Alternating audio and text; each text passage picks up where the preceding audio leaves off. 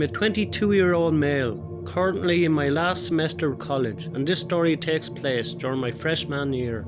I go to a small university in Connecticut. It's located pretty much right at the base of a popular state park with a large mountain. If you're familiar with Connecticut, then I'm sure you can guess which university I'm talking about. There's a lot of Native American folklore associated with the mountain. Native American tribes used to live in the surrounding areas, and some weird things have definitely happened there. A kid even fell to his death while hiking not too long ago, but I highly doubt that was due to anything paranormal. Behind my freshman dorm building, there was a steep hill that led into the woods.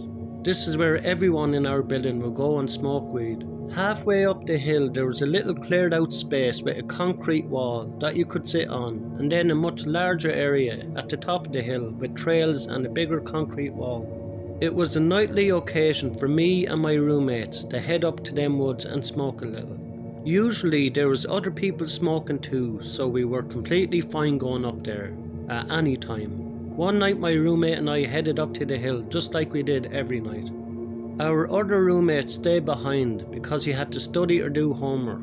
We climbed the hill and went to the smaller clearing halfway up, rather than the larger area. There was no one else up there, and it was a little later than we normally would go up. It was right around midnight, but like I said, we felt safe enough to go there at any time. We smoked a couple bowls and just hung out for a while.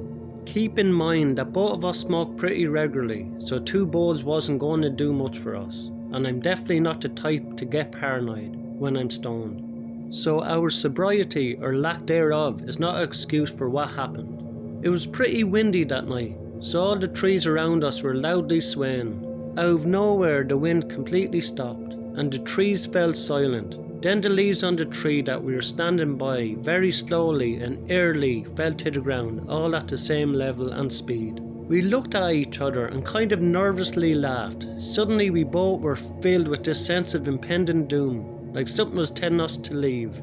I know this because my roommate told me that he felt the same way after the fact. We grabbed our weed and fully sprinted out of the woods and down the steep hill. As I was running down the hill, I fell backwards really hard and messed up my elbow. To be honest, it almost felt like that I was yanked back by something. But there's a definite possibility that I just slipped on the dirt and fell because we were flying down this essentially vertical hill. I picked myself up and we ran back to our dorm building, slamming the door behind us. After that my roommate refused to go into them woods to smoke for the rest of the year. There was a few times where I went back up that hill and into the woods by myself to smoke. I didn't feel like walking across campus to go to another spot. For the most part I was fine and I did not experience anything. But there was a few other times when I would wind up there around midnight and I would suddenly be filled with the same sense of impending doom, telling me to leave the woods straight away.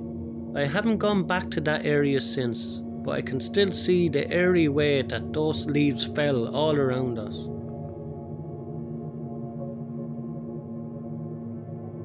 My family owns some cabins in Oregon that we all like to stay in sometimes or have family get-togethers there.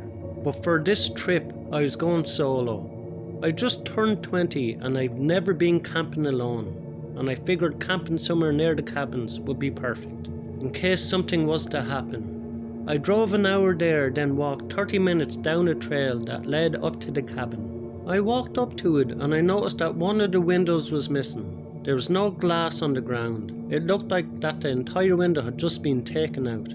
I didn't plan on entering the cabin, but I had brought the key for emergencies, and this felt like something I should investigate.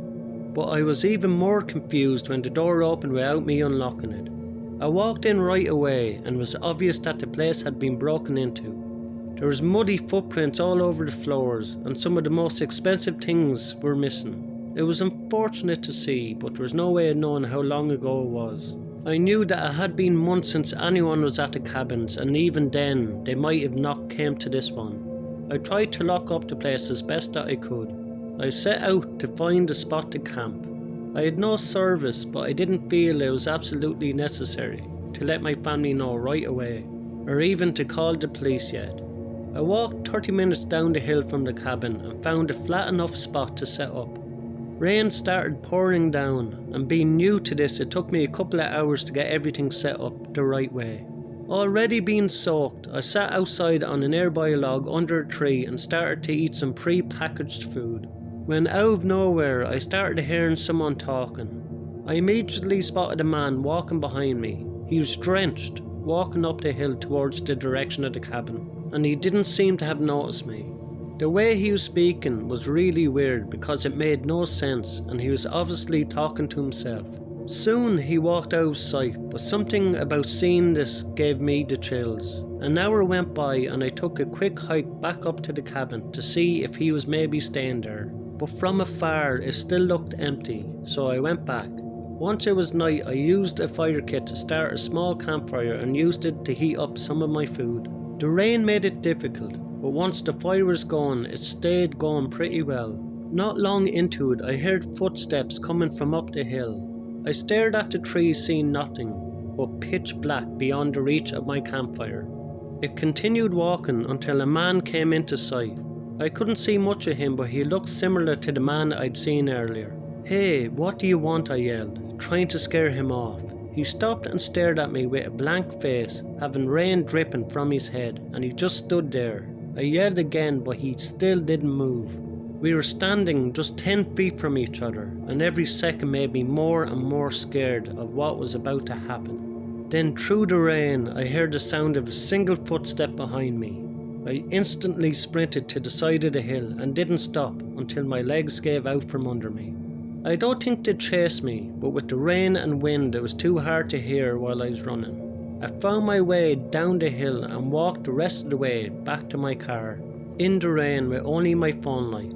Once I got in range, I called 911. In the days following, a team was sent out to investigate the cabin and my campsite. My campsite was gone, left with only a few useless pieces of equipment. But in the cabin, they identified 3 unique shoe prints on the floor. It had me shaken for weeks knowing that there was 3 unknown men out there, hiding not too far away. Nothing else was found, and it was said to be most likely just being a robbery, because they didn't chase me. But who knows what they would have done if I would have stayed there.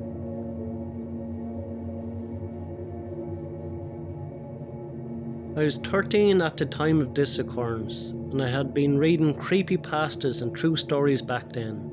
I lived in Carroll Island, a place where you can find lots of forest everywhere. This was located in Baltimore County, and I loved hearing scary stories about this place. I always loved the forest around here, and I lived in a house since I was 6 or 7 years old with my family. The forests, like in any other town, always had some urban legends behind them. Most of these were told by the older kids, who were just trying to scare the younger ones. The teens would always go into the woods to smoke or drink alcohol. I hated that, but it's how they got their kicks. I was outside my house sometime in January on a full moon. This is when some of those killer clown incidents were starting to die off and then come back. In April of 2017. I never believed in them, and I still don't. But that night I started to question myself. I walked inside my house with my brother and my friend, who I will call Kyle. He's from the Dominican Republic and had always believed in the paranormal, so we had a good bit in common. We walked into my brother's room since it was the largest, and we were watching Logan Paul's controversial video. You know the one. Once it was done, Kyle remembered that it was a full moon and the clowns were out because of it. I called bullshit and told him it was all a hoax, and it was just insane people dressing up in costumes. He doubled down and said that if I didn't believe in it, they would get me. I laughed at his remark and told him to stop believing in that stuff.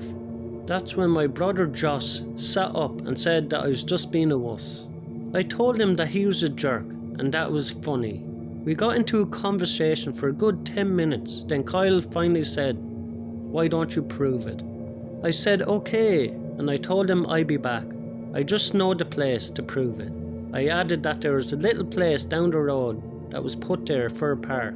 It wasn't funded, and the only thing it had was a small walk bridge. That was pretty nice. We called it the Duck Pond, but it was actually Seneca Creek in Baltimore. I left the house and got onto my bike to ride the few blocks to the park. At the entrance there was another set of woods that was on private property.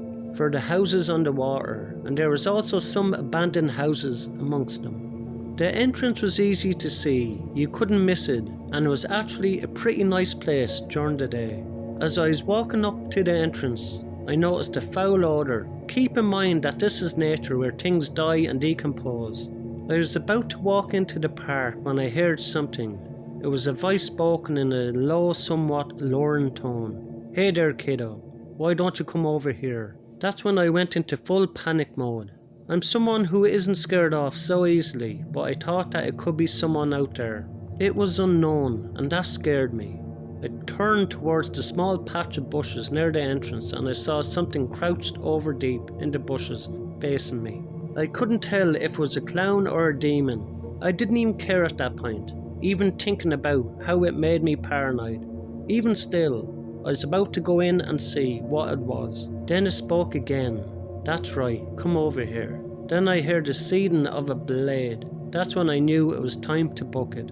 I instantly wailed out in fright and turned around to run away. Then I crashed into my bike.